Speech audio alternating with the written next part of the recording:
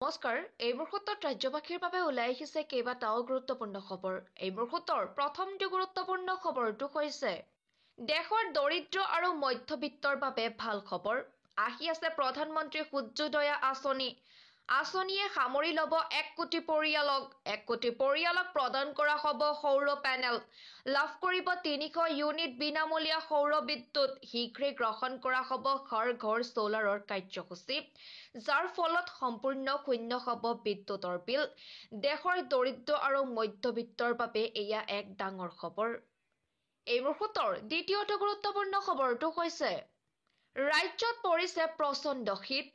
নিম্নগামী হৈছে পাৰাস্তম্ভ। শীতৰ মাজতে আগন্তুক 4 দিনত বৰষুণৰ সম্ভাৱনা। অসমৰ লগতে উত্তৰ পূবতো জাৰি কৰা হৈছে য়েল্লো এলাৰ্ট। অসমৰ প্ৰতিখন জিলাত বৰষুণৰ সম্ভাৱনা। অৰুণাচলত তুষাৰপাতৰ সম্ভাৱনা। ৰাজ্যত পৰিছে প্ৰচণ্ড শীত। পৰৱৰ্তী গুৰুত্বপূৰ্ণ খবৰটো হৈছে চিকিৎসালয়ত দালাল ৰাজ বন্ধ কৰক। গৰ্ভৱতী মহিলাৰ পৰা ধন লোৱা বন্ধ কৰক। জেনেৰেটৰৰ তেল সৰলুকি বন্ধ কৰক। বিভিন্ন দাবীৰে আমচুৱে কপালে মৈৰাবাৰী গ্ৰাম্য চিকিৎসালয়ত মোবাইলৰ পোহৰত চলিছিল চিকিৎসা। চিকিৎসালয়ৰ ভাৰপ্ৰাপ্ত চিকিৎসক আব্দুল ছালামৰ বিৰুদ্ধে উত্থাপন হৈছিল বহু অভিযোগ। আব্দুল ছালামক বদলীকৰণ দালালি বন্ধ কৰাৰ দাবী আমচুৰ।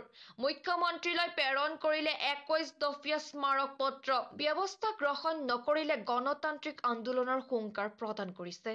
মুহূৰ্তৰ আন এক বিশেষকৈ গুৰুত্বপূৰ্ণ খবৰটো হৈছে লাখ লাখ পৰীক্ষাৰ্থীৰ বাবে ডাঙৰ খবৰ। পৰীক্ষাৰ্থীৰ বাবে আহি গ'ল নতুন নিয়ম।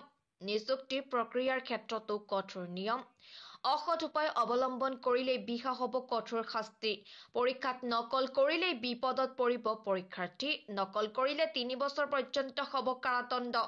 1 লাখ টকা পৰ্যন্ত জৰিমনা বিহিব চৰকাৰে। বিধানসভাত উত্থাপন হ'ল বিশেষ আইন।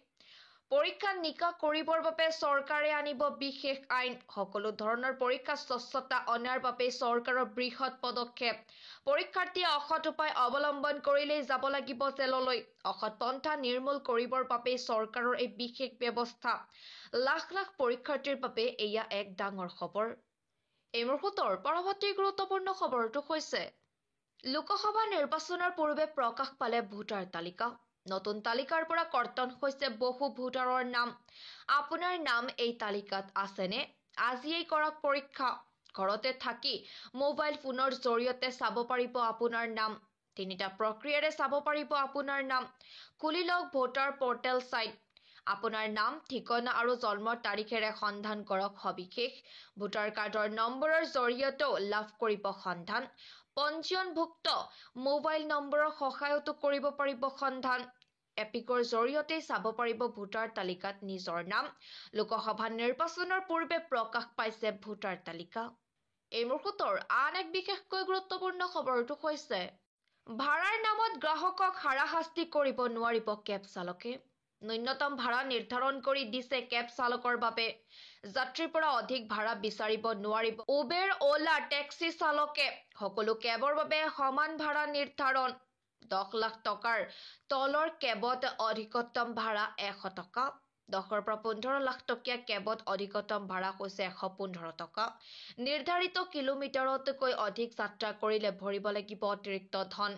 ন্যূনতম ভাড়া নিৰ্ধাৰণ কৰিলে কৰ্ণাটক চৰকাৰে। ভাড়াৰ নামত গ্ৰাহকক হাৰাশাস্তি কৰিব নোৱাৰিব কেব চালকে। এই মুহূৰ্তৰ পৰৱৰ্তী গুৰুত্বপূৰ্ণ খবৰটো হৈছে UCC বিধেয়কৰ বিৰোধিতা মৌলানা বদৰুদ্দিন আজমলৰ। ভাৰতবৰ্ষ এখন ফুলনি।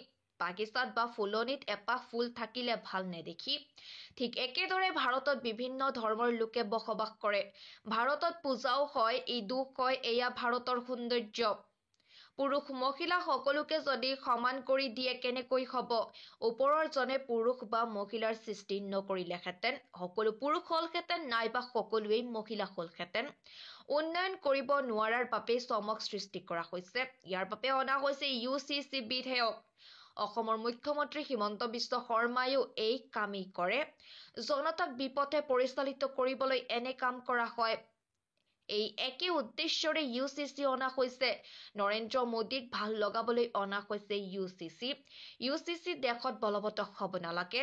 ডাষ্টবিনত পেলাই দিব লাগে UCC। মৌলানা বদৰুদ্দিন আজমলৰ এই বিতৰ্কিত মন্তব্য ইউচিচি বিধেয়কৰ বিৰোধিতা কৰিছে মৌলানা বদৰুদ্দিন আজমলে।